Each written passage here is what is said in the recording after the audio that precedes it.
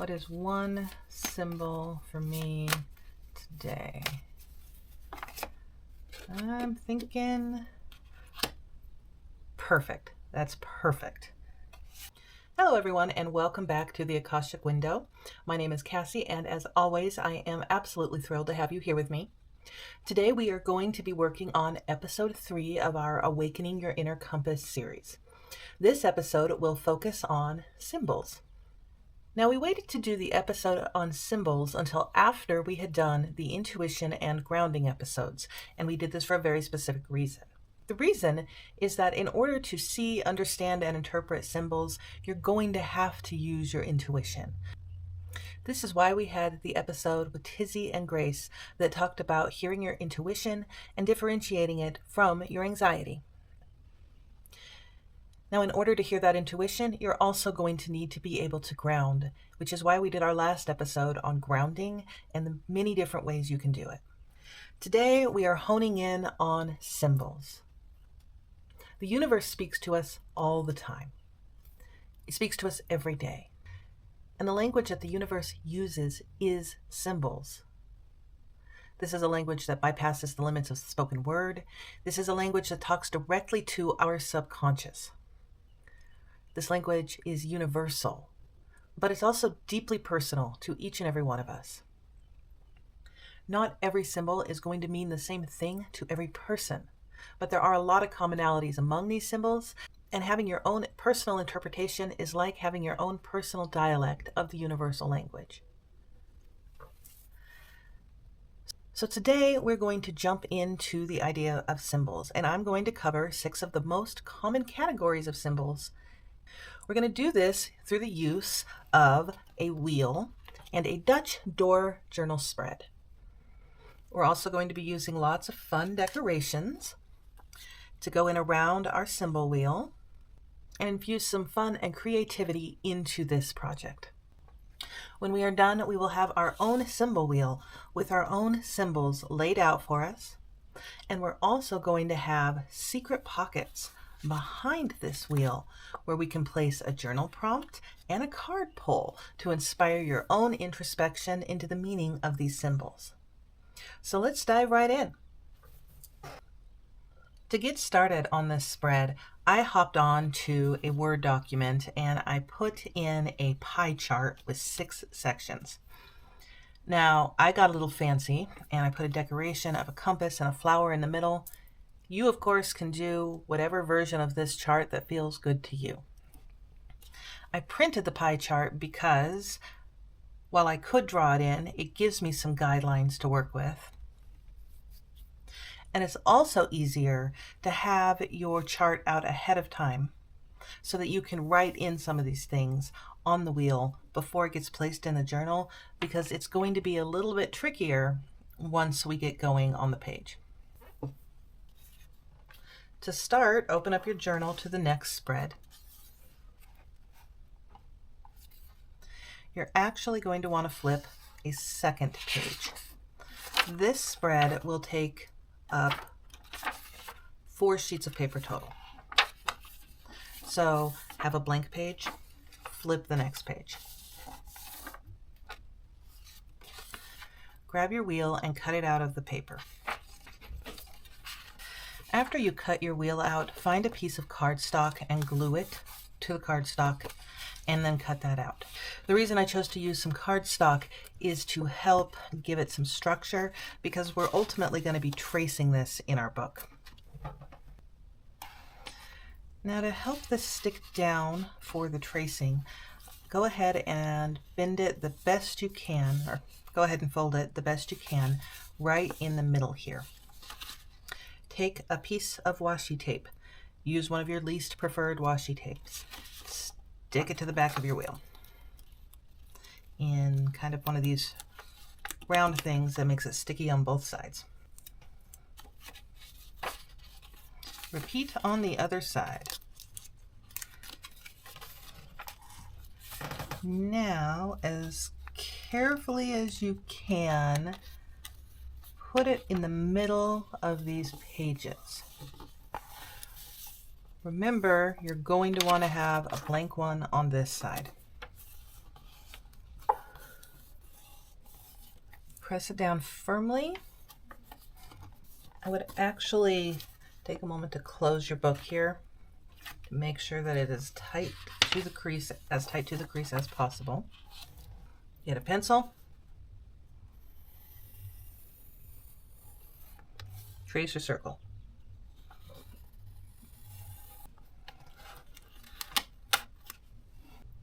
From here, grab a piece of cardstock. I am using this one for my last episode. I would actually glue a couple pieces together. I've got 3 here because you're going to be pressing kind of hard. You do not want to press through. Take the cardstock, put it behind your circle. I'm actually going to be using 2 different cutting tools to get the circle cut out. I'm going to use a straight edge right along the edge here. Be careful not to cut into the binding. This is one of those times when having a metal ruler might be helpful.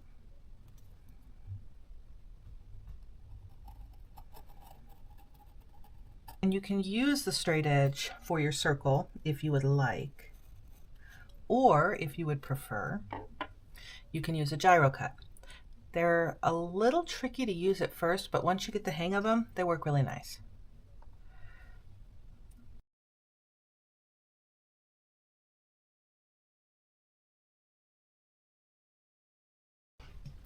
Once you're done here, you're going to have this circle cut out, and you're going to have 2 sides.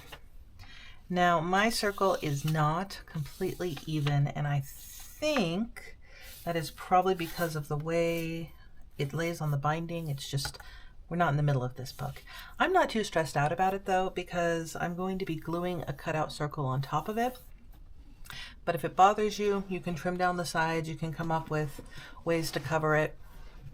Paper craft is actually pretty forgiving. Now, before we glue the circle down onto our spread, go ahead and find some paper that you enjoy the color of. I have this origami paper here, and I'm going to use it to cut out a piece to put behind my circle spread to have our hidden journal prompt and card pull areas. And when you're done, you're going to have these 2 half circles that your wheel will be right on top of. We may have to cut them down a little bit when they go into the journal. That's okay. But we'll have these 2 half circles, and then behind them we'll be able to put our little prompts.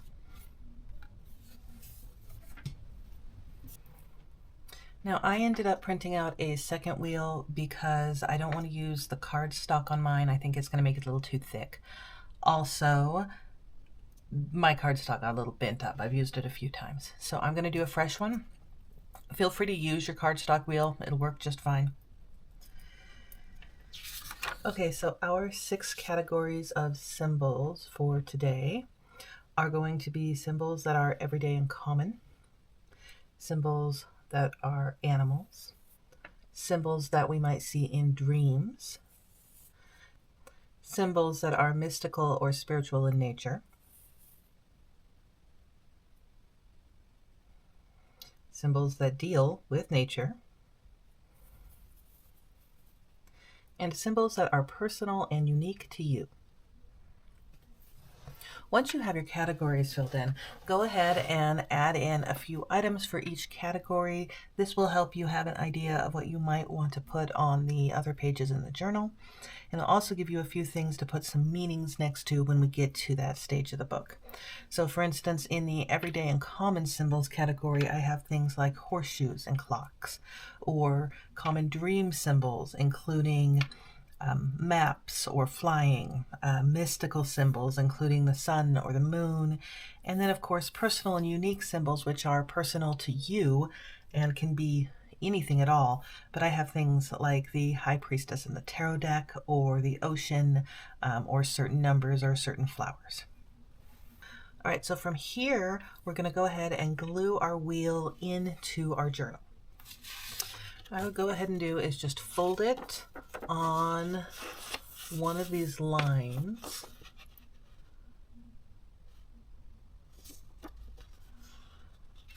having whatever one you want facing up at the top here. And I fully recognize that a couple of these are upside down, and I can live with that.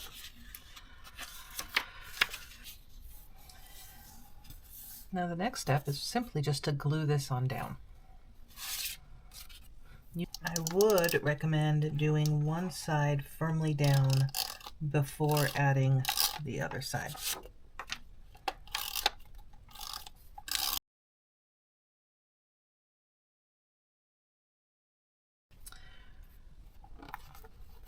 And there we go. What I've noticed with mine is I've got a little more here than I would like, and I've got a little less here. So I may trim that down a bit. All right, so I went ahead and trimmed down the edges a little bit. And then I took my 2 half circles and I placed them down and determined they were a little bigger than I would like. And so I trimmed those a bit as well. And the hope is that once we get this completely down, you will not be able to see this little one behind it. So you might want to trim it down just a little smaller than you think you're going to need. So what we have here is our wheel with our different sections, and then when you lift up the back here, you've got this really cool colored piece that we're going to be using later on in our spread. For this next step, you're going to want your ruler and your pencil. What you're going to do is take your ruler and follow the spokes of the wheel all the way out to the end of the page.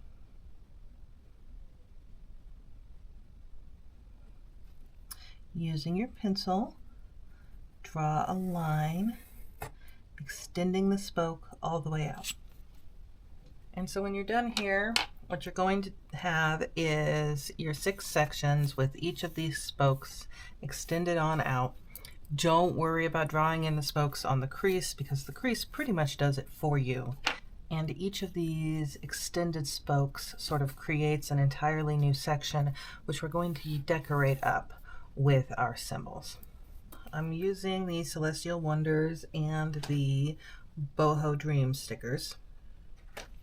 So for instance, in dreams, a map or a globe is commonly a symbol of journey, or sometimes it can be a symbol of feeling aimless. So I'm just going to take this globe here,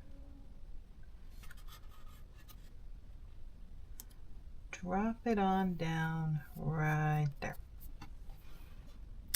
Another common dream is to dream of flying. That often represents freedom, or, well, mostly freedom or movement. And so I'm going to drop that guy. How are we going to do her? I think I'm going to drop her down right there.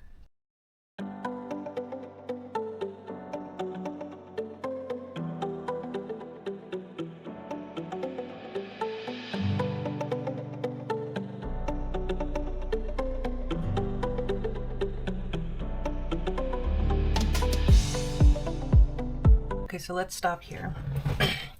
What I've done is I've taken a number of symbols from our dreams section and I've placed them on down.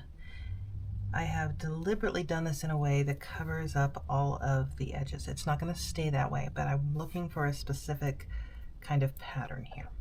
I'm going to take my scissors.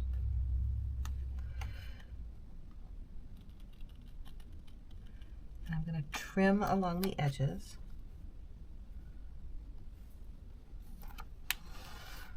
And then on these inside edges here, I'm going to take my X-Acto knife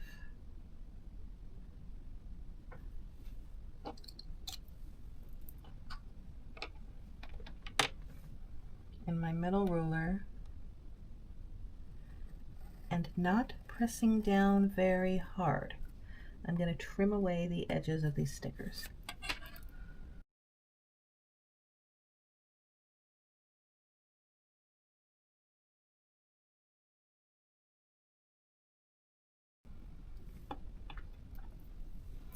If your stickers don't line up exactly, and they don't always, move them. That's why I went with the paper stickers here. They're fairly malleable that way.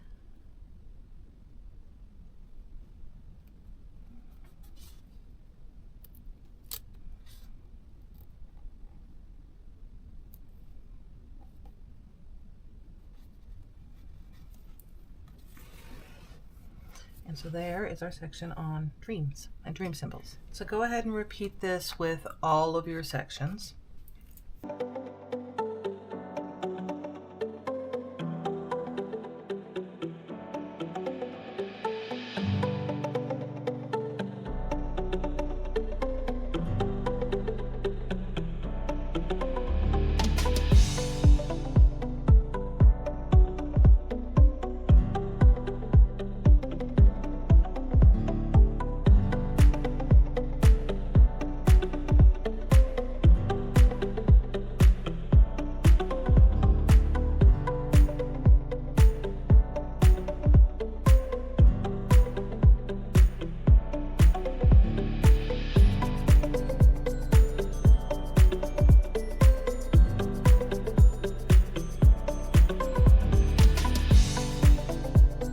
So we have our first three categories down: everyday common objects, animals, and dreams. And now over here, we're going to do our other three categories.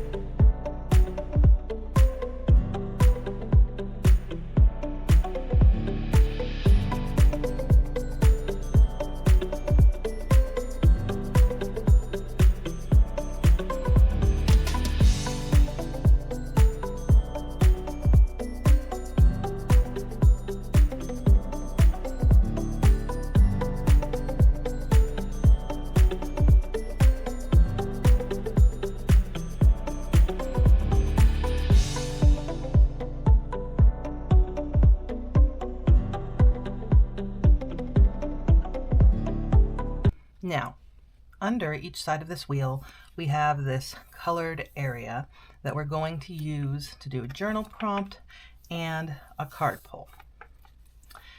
But my experience has been it's not really easy to write on these colored backgrounds. So I'm actually going to put in some lined paper just to make it a little easier for us.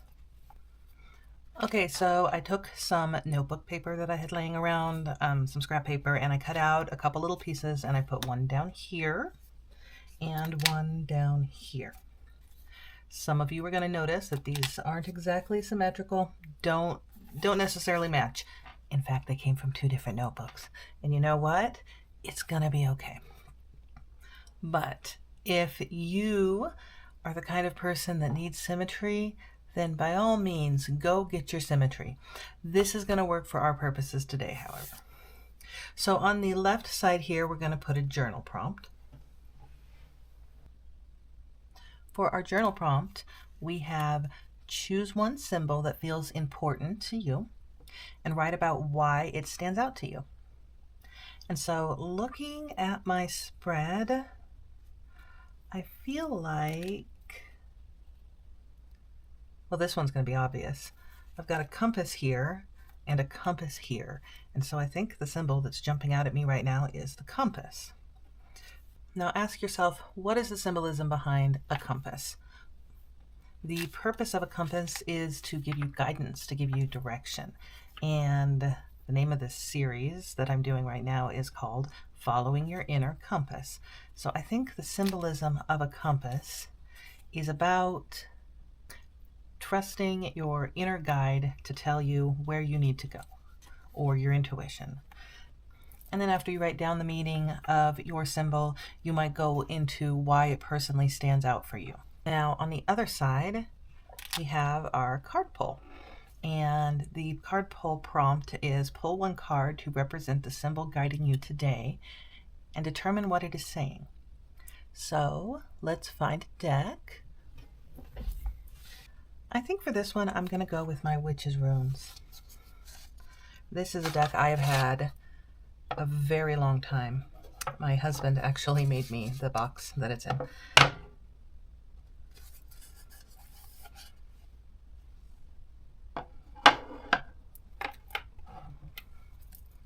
All right, so here's my Witch's Runes.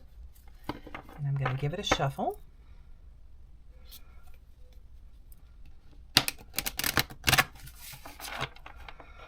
What is one symbol for me today?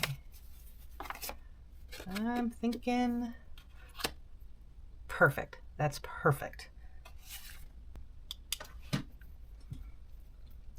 So the rune card I pulled is Kin, which is torch. If we have a look at Kin here, what we're going to see is this card is just laden with symbolism. So this card depicts the goddess Freya.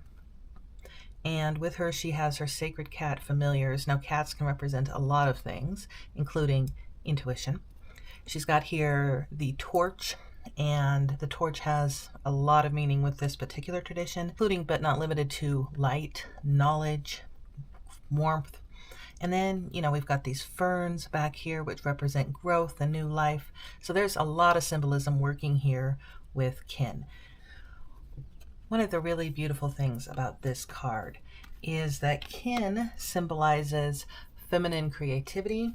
She symbolizes the ability to express ideas through the act of creativity, like creative journaling. It's just a really lovely rune. I'm thrilled that that's the one we pulled for today, and it is absolutely appropriate for today's card pull. Kin can also stand for movement and change. And so I'm very excited to see what she's going to be bringing forward for us in the movement and change area. And I feel like this is a very auspicious card. Now, I do in fact know that Kin is actually the torch, not the goddess, but everything about this card feels like a she. And so I'm going to call her by her preferred pronoun. And that is going to bring us to the end of our episode on symbols. I hope you learned a lot. I hope you had fun. And I had a blast bringing this one to you guys today. Next time on the Akashic Window, we are going to be tackling the topic of signs, which dovetails very nicely off the topic of symbols. We will be talking about where to see signs, how to recognize them, and what to do with them once you do recognize them. Until then, trust your intuition, embrace your creativity, and keep shining your light. I will see you next time.